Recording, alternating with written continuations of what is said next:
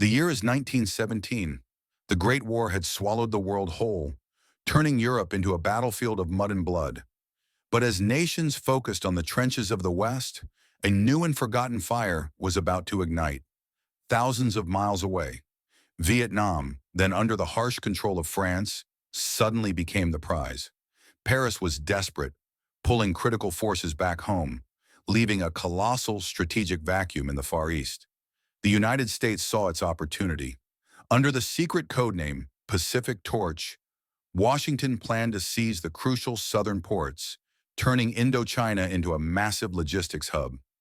On November 2nd, the shadow arrived. 6 American warships appeared off Vung Tau. The Vietnamese people watched, clueless to the storm they were about to endure. Initially, the U.S. arrived as allies, but the alliance quickly fractured. American demands for absolute control over Saigon's vital waterways clashed violently with French territorial pride. This powder keg finally exploded on the morning of December 18th. A massive explosion ripped through a U.S. fuel depot in Tujuk. The Americans pointed the finger straight at French sabotage. The French cried foul, claiming the U.S. fabricated the whole event to justify a takeover. The truth became irrelevant. At dawn the next day, the shooting began. Saigon descended into absolute hell. American biplanes flying low and fast rained bombs down on Cho Lan and the French-held districts. Artillery pounded the historic Notre Dame Cathedral and the Inai Cha Rong port.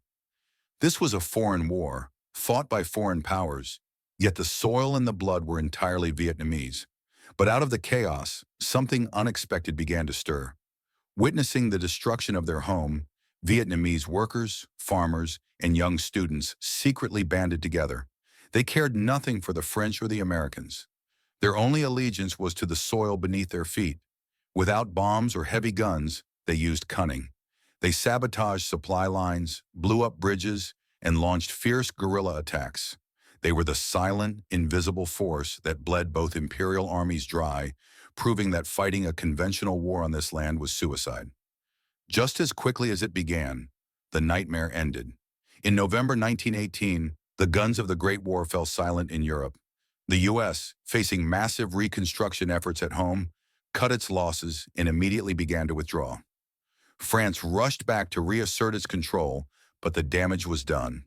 The conflict ended in silence, leaving behind shattered buildings and a burning question. Why did it happen?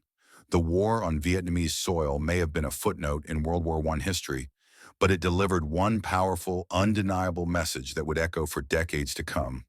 No great power can conquer a people determined to defend their own land.